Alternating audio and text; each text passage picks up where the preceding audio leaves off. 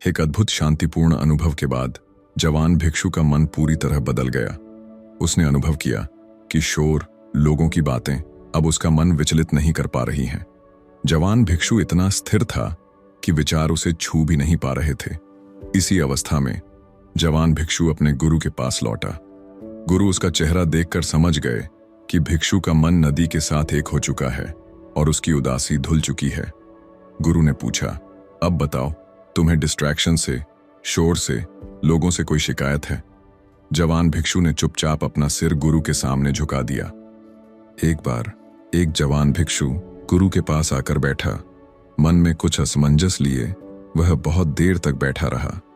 गुरु उसके भाव समझ गए और बोले, तुम परेशान हो, खुलकर अपनी बात कहो। संकोच करते हुए जवान भिक्षु ने कहा, गुरुजी, मुझे यहाँ शांति नहीं मिल रही। मैं यहाँ ठीक से अभ्यास नहीं कर पा रहा। मैंने देखा यहाँ कुछ ही लोग हैं जो अभ्यास के लिए गंभीर हैं। बाकी सब इधर उधर की बातें करते हैं, एक दूसरे की टांग खींचते हैं और एक दूसरे को परेशान करते हैं। गुरु शांत भाव से सुनते रहे।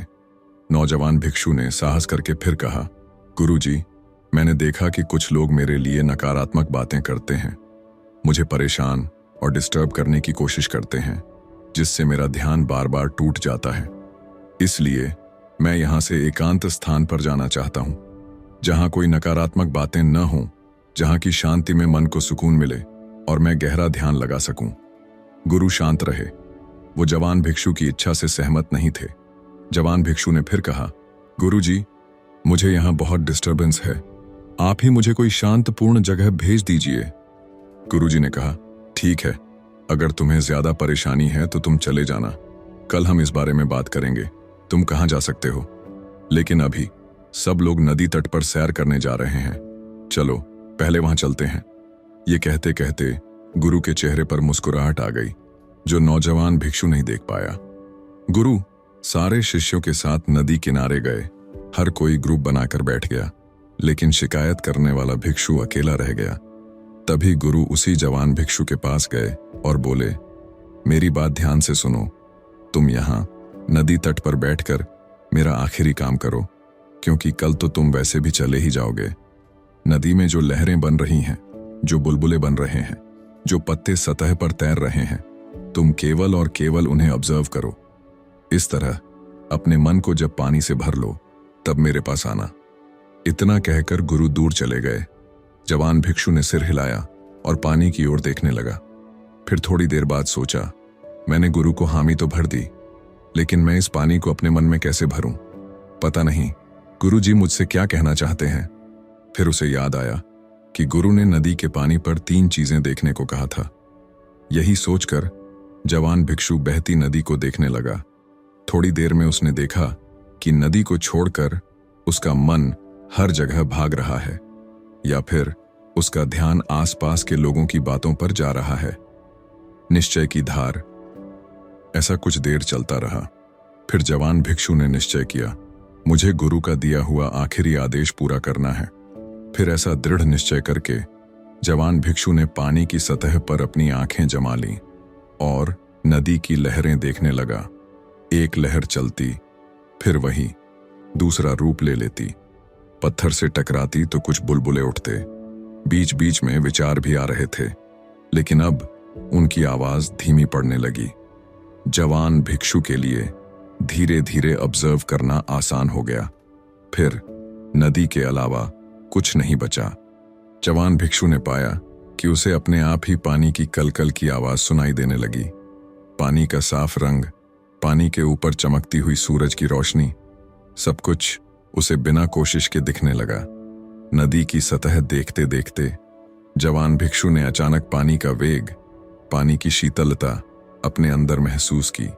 उसका मन नदी के पानी जैसा ठंडा हो गया और जवान भिक्षु को ऐसा लगा कि नदी का पानी उसके मन की सारी शिकायतें, डर और शर्तें बहाता जा रहा है। उसकी आंखें कब बंद हो गईं, जवान भिक्षु को पता नहीं चला। अब वह पूरी तरह से प्रेजेंट मोमेंट में था। जवान भिक्षु नदी के साथ एक हो चुका था। कोशिश, निराशा, सब कुछ इस पल की शांति में घुल चुकी थीं। जवान भिक्षु ने जब आंखें खोलीं तो सब जा चुके थे और दोपहर होने वाली थी। जवान भिक्षु भी आश्रम लौट आया, लेकिन इस बार उसके चेहरे पर शांति थी और चाल में विश्वास था। वह सीधे गुरु के पास गया। गुरु ने देखा कि जवान भिक्षु के चेहरे पर स्थिरता है, उदासी और टेंशन गायब हो चुके हैं। गुरु यह देख बहुत खुश हुए और बोले, अब बताओ कहाँ जाना चाहते हो। जवान भिक्षु निशब्द था। मन में न जाने की कोई इच्छा थी, न कोई सवाल, न कोई असंतुष्टि। गुरु ने फिर पूछा, अच्छा बताओ, आज तुम्हें किसने परेशान किया? किसी ने तुम्हारी बुराई की? जवान भिक्षु खुद आश्चर्य कर रहा था। आज इन चीजों ने मुझे छुआ भी नहीं। गुरु ने पूछा, अच्छा ये बताओ, तुम शांत कैसे हुए? दृढ़ निश्चय, शोर से ज्यादा ध्यान जरूरी है। जवान भिक्षु ने कहा, गुरु, मैंने दृढ़ निश्चय किया कि विचारों से ज्यादा मेरे लिए नदी की लहरें जरूरी हैं। यह मेरे लिए आखिरी काम है, इसके अलावा कुछ मायने नहीं रखता। गुरु ने कहा, बहुत अच्छी बात है। यही पहली सीख कि विचारों को जीतने के लिए हमें दृढ़ निश्चय करना पड़ता है।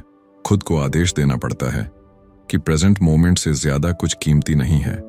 गुरु ने कहा, तुम इस बात को अच्छे से समझ लो कि तुम जहां भी जाओगे अपना मन साथ लेकर जाओगे। अब तुम अपने अनुभव से जान चुके हो कि दृढ़ निश्चय से ही विचारों की आवाज को धीमा करके प्रेजेंट में आ सकते हो। इसके साथ साथ तुम यह भी अनुभव कर चुके हो कि तुम्हारे भीतर की जमी हुई शिकायतें प्रेजेंट मोमेंट में आने से घुल जाती हैं। तो तुम जितना प्रेजेंट मोमेंट में आओगे, मन को उतना अपने अधीन करते जाओगे। यही प्रेजेंट मोमेंट तुम्हारी हर शिकायत, हर विचलन का सॉल्यूशन है। गुरु ने कहा, अगली सीख, मन की खासियत यह है कि वह शांत नहीं होना चाहता, क्योंकि मन शांत होगा तो इसका अस्तित्व खतरे में आ जाएगा। इसलिए जैसे ही तुम शांति के नजदीक आओगे, वैसे ही यह मन एक चाल चलेगा। वह हार मानने से पहले दूसरों में कमियां निकालना और खुद को श्रेष्ठ समझना शुरू कर देगा। अहंकार बुराई देखकर ताकतवर होता है और फिर मन विचारों से घिर जाता है। इसलिए जब दो लोग मिलते हैं तो तीसरे की बुराई करने लगते हैं। जब इंसान अकेला बैठता है तो दूसरों के बारे में सोचता है, उनकी कमियां देखने लगता है और अपनी सोच में खुद को साबित करने लगता है कि देखो मैं कितना बढ़िया हूं, दूसरे कितने बुरे हैं, मुझे परेशान करते हैं, इसमें मेरी कोई गलती नहीं है। ये सब मन की चालें हैं, इनसे बचो, नहीं तो तुम हमेशा दूसरों से शिकायत करते रहोगे। गुरु ने कहा, अगली बात याद रखो, शिकायत करने वाला मन कमजोर होता है और कमजोर मन कभी शांति को नहीं पाता। तुम जहां भी जाओगे अपना मन साथ लेकर जाओगे। इसलिए सावधान रहो, अकेले में बैठकर कभी किसी में कमी मत देखो। गुरु के शब्द सुनकर जवान भिक्षु पूरी तरह मौन हो गया और आत्मनिरीक्षण करने लगा। गुरु ने कहा, याद रखो, तुम्हें ऐसी जगह नहीं मिलने वाली जो पूरी तरह डिस्ट्रैक्शन से मुक्त हो, क्योंकि प्रकृति में हर चीज के दो विपरीत गुण मौजूद होते हैं। जैसे दिन है तो रात है, सुबह है तो शाम है, हंसना है तो रोना भी है, शांति है तो डिस्ट्रैक्शन भी है। यानी ऐसी कोई जगह नहीं जो पूरी तरह शांत हो, और इसका मतलब ऐसी भी कोई जगह नहीं जो पूरी तरह अशांत हो, जो तुम्हें परेशान कर सकती हो। जहां पर विचलन है, जहां डिस्ट्रैक्शन है, वहीं पर शांति भी है। यह प्रकृति का नियम है और यह बात सिर्फ प्रेजेंट मोमेंट में आने पर ही अनुभव होती है। इसलिए मैंने सबसे पहले तुम्हें नदी की लहरों को देखने को कहा। गुरु ने कहा, अब तुम जान चुके हो कि अगर तुम्हारा ध्यान के प्रति दृढ़ निश्चय है तो तुम अंदर और बाहर के शोर को जीत सकते हो। जवान भिक्षु ने सिर झुकाकर हामी भरी और कहा, गुरु, अब मैं समझ गया हूं कि मुझे जहां भी जाना है अपना मन लेकर जाना है और मैं प्रेजेंट रहकर ही अपने मन को जीत सकता हूं। दोस्तों, अगर इस कहानी ने आपकी किसी भी उलझन को सुलझाया है तो हमें कमेंट्स में जरूर बताओ और वीडियो को लाइक करके एक ऐसे दोस्त को शेयर करो जिसके जीवन में ये वीडियो काम आए। साथ में पीसफुल कर्मा चैनल को सब्सक्राइब जरूर कीजिए। धन्यवाद।